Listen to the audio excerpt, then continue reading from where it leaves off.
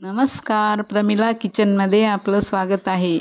आज मी बनवणार आहे बीटाचा रस घालून कलरफुल अशी मिठाई.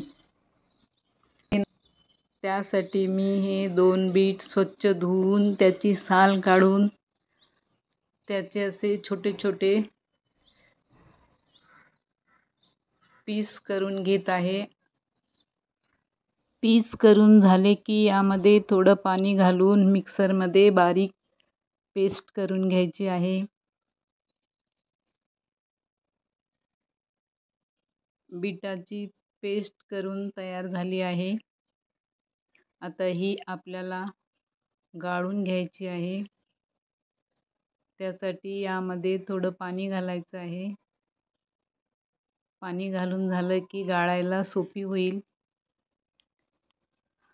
एका चाळणीमध्ये ओतून खाली पातेल्यामध्ये याचा रस काढून घ्यायचा आहे. चमच्याने हलवून संपूर्ण रस काढून घ्यायचा आहे. हे बाकस आपल्याला घ्यायचं नाही. हे बाकस आपण पराठ्यासाठी वापरू शकतो.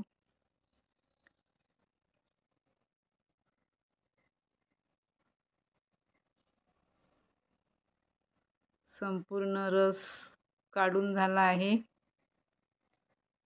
बाकस वरती राहिलेला आहे. यामध्ये थोडं पाणी घालायचं आहे.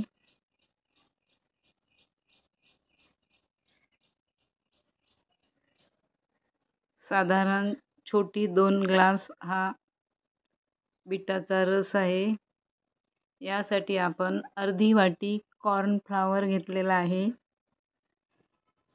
या कॉर्नफ्लॉवरची थोडं पाणी घालून पेस्ट तयार करून घ्यायची आहे.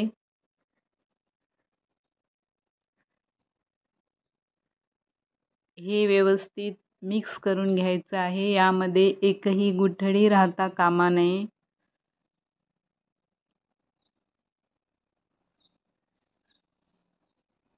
पेस्ट तयार झाली आहे. ज्या वाटीने कॉर्नफ्लॉवर घेतलेलं त्याच वाटीने पाऊण वाटी साखर घ्यायची आहे.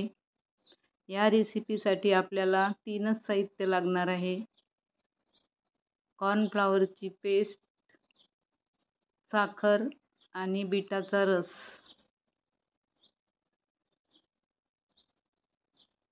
सर्वप्रथम गॅसवर कढई ठेवलेली आहे.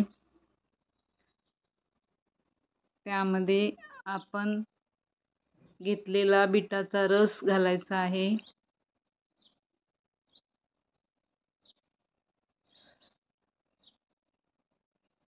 या बीटाच्या रसामध्ये पाऊण वाटी साखर घालायची आहे.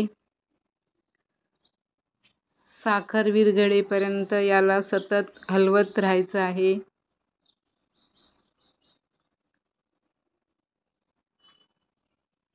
साखर विरघळलेली आहे. आता हा जो आपण कॉर्नफ्लॉवरचा घोल करून ठेवलेला आहे तो एकदा फिरवून घ्यायचा आहे. ती पावडर तळाशी बसू शकते. परत फिरवून घेतलं की गॅस बंद करायचा आहे. अगदी गरम याच्यामध्ये घातल्यास गुठळ्या बनायची शक्यता असते. हळूहळू हा घोळ आपल्याला या बीटाच्या रसामध्ये घालायचा आहे आणि एकीकडे चमच्याने सतत हलवत राहायचे आहे.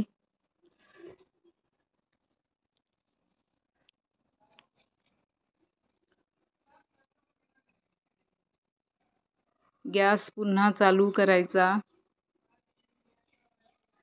आणि ही सर्व प्रोसिजर मंद गॅसवरच करायची आहे.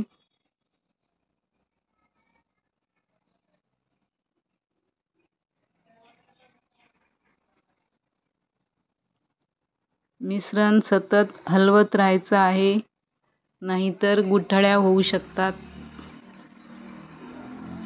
मिश्रण छान घट्ट व्हायला सुरुवात झाली आहे.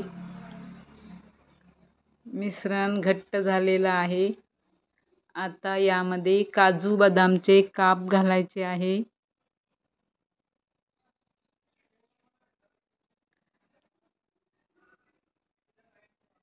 काजू बदामचे काप घातल्यापासून 10 मिनिटासाठी हे मिश्रण शिजवून घ्यायचं आहे. सतत याला वर खाली करत राहायचं आहे.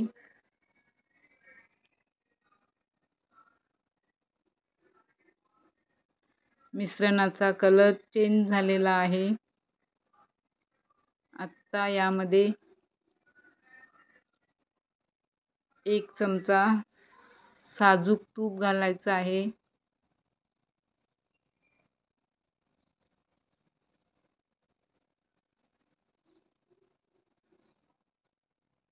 तुपामुळे या रेसिपीची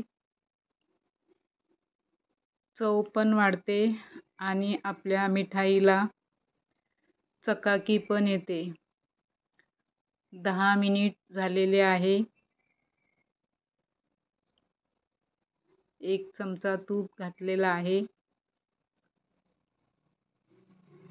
तूप छान मिक्स केलेलं आहे.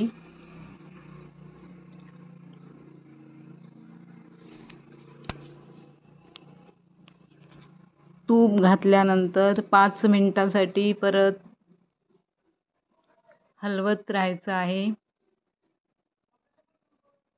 झाकण न ठेवताच ही सर्व प्रोसिजर करायची आहे.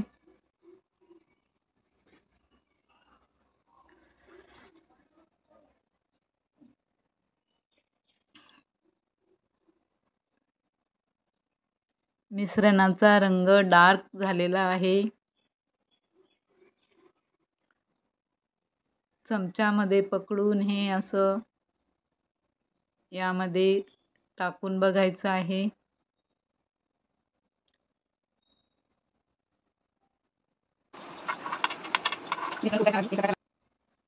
मिश्रण गरम आहे तोपर्यंत एका ताटाला तूप लावून घ्यायचं आहे.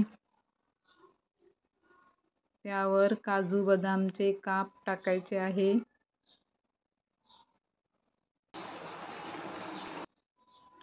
गॅस बंद करून हे गरम गरम मिश्रण यावर ओतायचं आहे.